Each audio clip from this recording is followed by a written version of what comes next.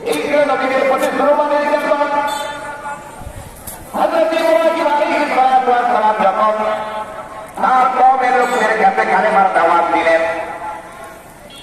কালেমার দাওয়াত গ্রহণ করলই না, বরং তার জন্য আগুনের কুণ্ডলী সাজানো হলো।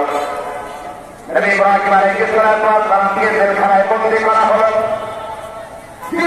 জেলখানার মাঝে নবী ইব্রাহিম আলাইহিস সালামকে বন্দী করে আগুনের কুণ্ডলীতে যখন আগুন জ্বালিয়ে দেয়, তখন আল্লাহর পয়গম্বর ইব্রাহিম খলিলুল্লাহকে বের করা হলো।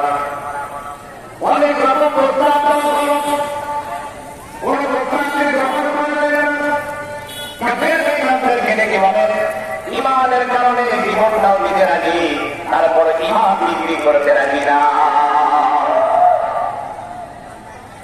হযরত ইব্রাহিম আলাইহিস সালামের হাত বাঁধলেন, পা বাঁধলেন। আগুনের কাছে তো যাওয়া যায় না। উম্মাদ দেখেন আগুনের এত তাপ, আকাশের মাটি পর্যন্ত উপর দিয়ে উড়াইতে সাহস পায় না।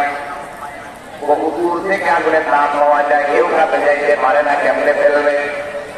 তখন তিনি চরকি বানায়া, কাপের বেইমানরা চরকির উপরে উঠায়া হাত পায়ে রশি লাগায়া চরকির মাঝে ঘুরে ঘুরে ফেলবেন।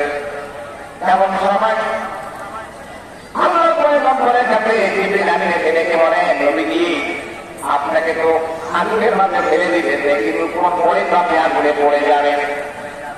আপনি একটা কাজ করে আমার কাছে সাহায্য চান। আমার যে 600 টাকা আছে, আমি জিবরিলের 600 টাকা রাখবেন, একটা টাকা দিয়ে বাতাস করবো, নবীর সমস্ত আগুন উড়ে গেবে।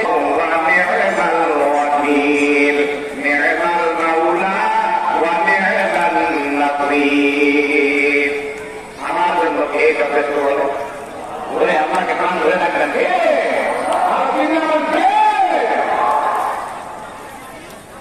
আল্লাহ পয়গম্বর ইব্রাহিম খলিলের কথাটা এত ভালো লেগেছে। আল্লাহ আমি তোমার কাছে সাহায্য চাই, তুমি আমার জন্য যথেষ্ট। আল্লাহ পাক আগুনকে কল করে বলে, আগুন রে আমার ইব্রাহিম খলিলের জন্য ঠান্ডা দেয়, বিস্তার হয়ে যাও। সুবহানাল্লাহ। আল্লাহ পাক আপনার সূরাতুল আম্বিয়াকে বেশি চমৎকার করে বলেন, কুলনা ইয়া নারু কুনি বারদাও